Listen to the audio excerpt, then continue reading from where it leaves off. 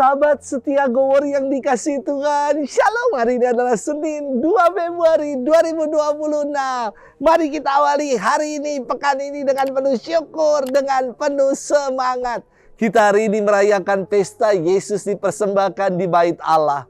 Keluarga kudus dari Nazaret adalah keluarga yang sangat religius.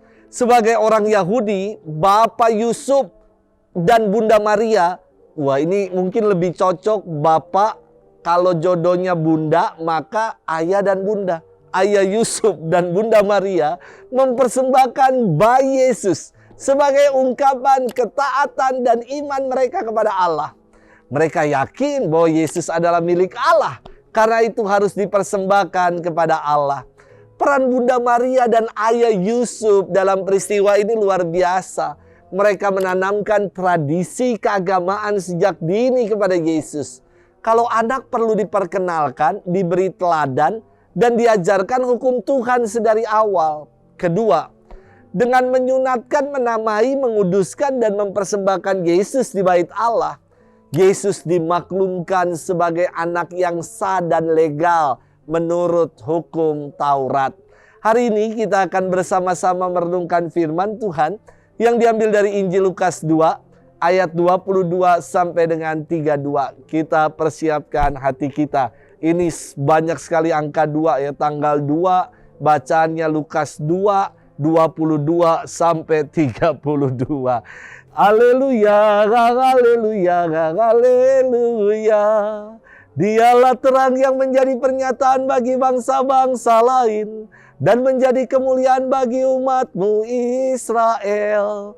Haleluya, haleluya, haleluya. Tuhan bersamamu dan bersama rohmu. Inilah Injil suci menurut Lukas, dimuliakanlah Tuhan. Ketika tiba waktu penyucian menurut hukum Musa, Maria dan Yusuf membawa Yesus ke Yerusalem untuk menyerahkan Dia kepada Tuhan. Seperti ada tertulis dalam hukum Tuhan, semua anak laki-laki sulung harus dikuduskan bagi Allah. Juga mereka datang untuk mempersembahkan kurban menurut apa yang difirmankan dalam hukum Tuhan, yaitu sepasang burung tekukur atau 2 ekor anak burung merpati. Di Yerusalem ada seorang bernama Simeon. Ia seorang yang benar dan saleh, yang menantikan penghiburan bagi Israel. Roh Kudus ada di atasnya dan kepadanya telah dinyatakan oleh Roh Kudus bahwa ia tidak akan mati sebelum melihat Mesias, yaitu Dia yang diurapi Tuhan. Atas dorongan Roh Kudus, Simeon datang ke bait Allah.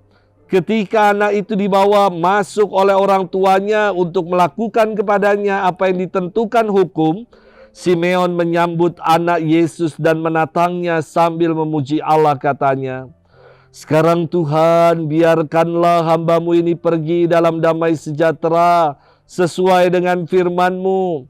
Sebab mataku telah melihat keselamatan yang daripada-Mu, yang telah Engkau sediakan di hadapan segala bangsa, yaitu cahaya yang menyatakan kehendak-Mu bagi bangsa-bangsa lain, dan menjadi kemuliaan bagi umat-Mu Israel." Demikianlah sabda Tuhan. Terpujilah Kristus. Sahabat setia Gowor yang dikasih Tuhan, Shalom. Ketika kecil, kami sekeluarga selalu bersama-sama merayakan misa di gereja. Buat saya momen misa itu menjadi berkesan.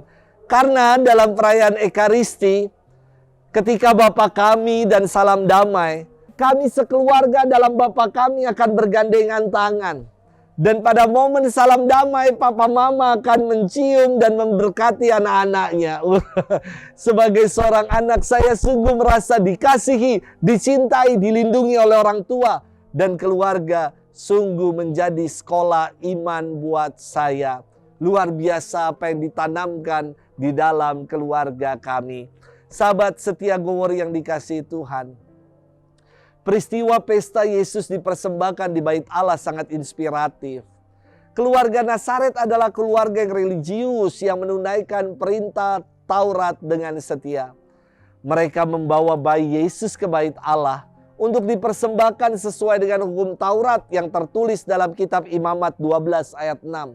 Bisa kita bayangkan saya kira bahwa jarak dari Nazaret ke Yerusalem itu jaraknya itu 140 kilo.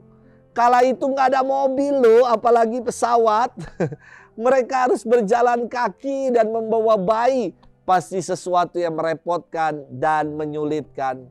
Namun ini dibuat oleh Yusuf dan Bunda Maria sebagai ungkapan mereka akan hukum Allah, mencintai hukum Allah.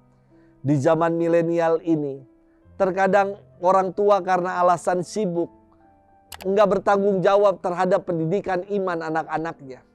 Pendidikan iman diserahkan pada kurikulum agama di sekolah, kepada para pendamping dan katekis di gereja. Dirasa itu semua sudah cukup. Di rumah nggak ada lagi arahan, bimbingan, pengajaran, bahkan keteladanan. Tidak ada kebiasaan berdoa bersama sebelum dan sesudah makan, sebelum beristirahat, dan tidak ada kebiasaan merayakan Ekaristi bersama. Hasilnya, anak-anak tidak mengalami pertumbuhan iman. Sahabat setia Gowor yang dikasihi Tuhan, yang namanya keluarga adalah gereja mini. Sebagai pondasi iman buat anak-anak. Mari kita jadikan keluarga sebagai tempat pribadi-pribadi untuk mengalami pertumbuhan dalam iman, harapan, dan cinta kasih. Pendidikan iman diawali dalam keluarga yang akan menjadi modal bagi seorang anak dalam melangkah di hari-hari hidupnya ke depan. Mari jadikan keluarga sebagai sekolah iman. Sudahkah kita buat itu? Selamat bermenung. Tuhan memberkati kita selalu, Bapa dan Putra dan Roh Kudus. Amin.